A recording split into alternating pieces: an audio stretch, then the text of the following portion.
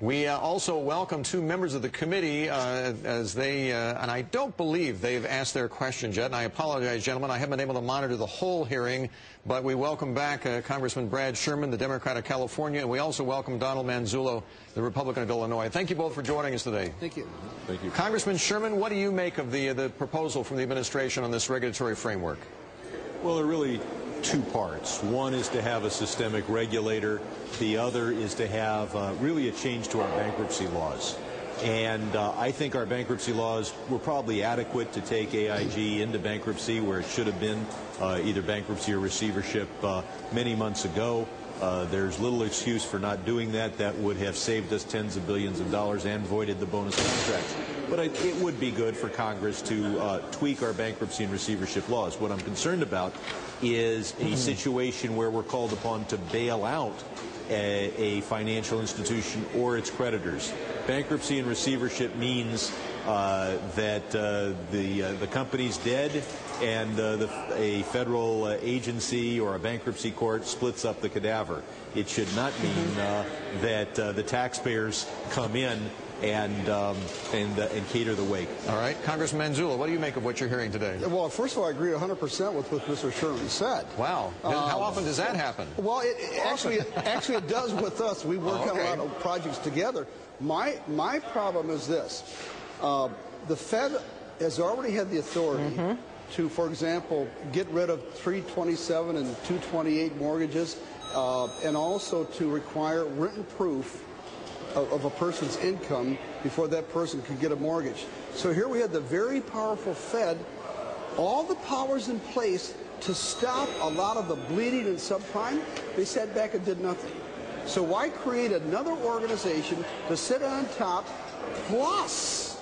Representative Sherman, we hear that a lot. There's a lot of talk of giving a lot more power to the Federal Reserve when the Federal Reserve already had a lot of power but didn't execute on it. I mean, it's a lot of moral hazard, isn't it, to reward the very institution that many people think failed? A moral hazard is a teetotaler with a bottle of beer.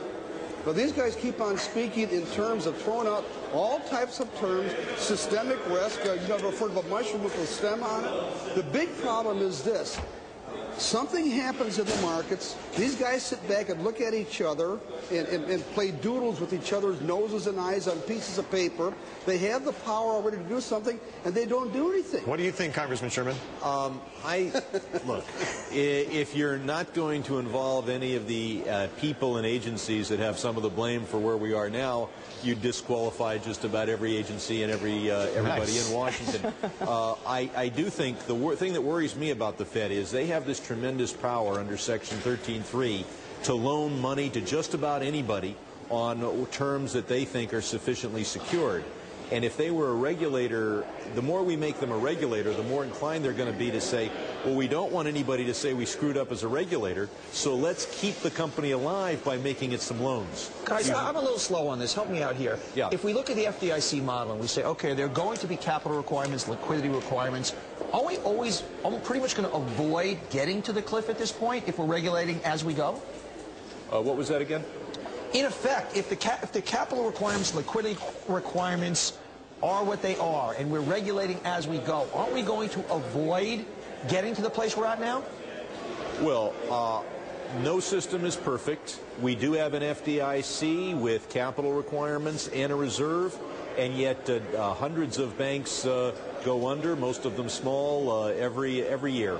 And what I don't want is a circumstance where you have bailout authority in somebody who's the regulator. Okay, what we're trying to solve for is not being able to shut down AIG, essentially. Right, exactly. The idea. Congressman Manzullo, so I take it from the comments that you just made on our air that you are not in favor of the plan that Mr. Geithner is putting forward. Is that a correct read, or do you find some things in there that you could agree to and do think would be beneficial? Well, here's the problem. He has a plan, but can't answer the question about what the plan is about.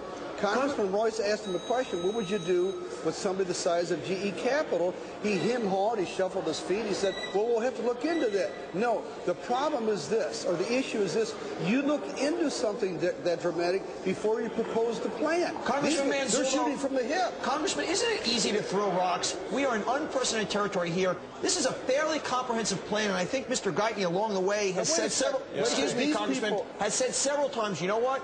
There's still issues to be resolved here. There is no plan. God could put a plan on the table right now, and we are all going to come up with scenarios, well, what if, what if, what if?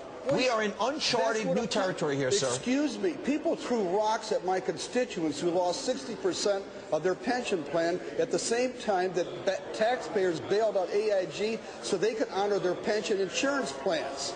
It's the people I represent that are having rocks thrown at them. What we're trying to do is we want some real answers before you change structurally the system we have in place. That's not unreasonable. That's the purpose of a Congress. Let me jump in here. I think Geithner's proposal is far more detailed than anything else that's come out of Treasury. Thank you. I think it's got some good provisions in it. I think we do need to change our bankruptcy and receivership laws to deal with these large financial institutions.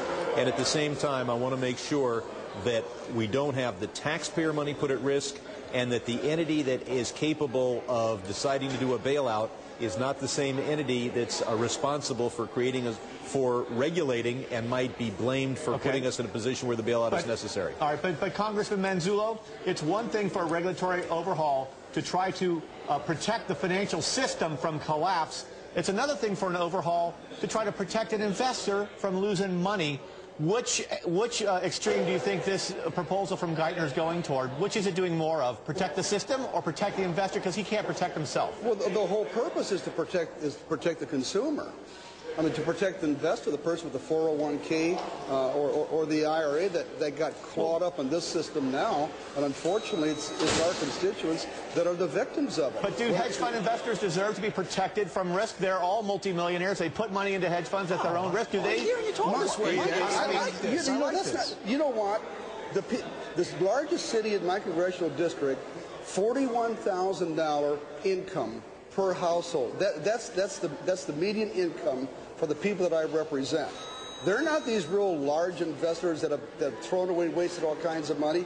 But sometimes when you get people that throw away big money on the top, it comes on down and hits the little guys on the bottom, and that's what's happened to our people. Protect is a broad word. The question is, do we protect them by having good regulation and a system for winding up insolvent institutions? Absolutely.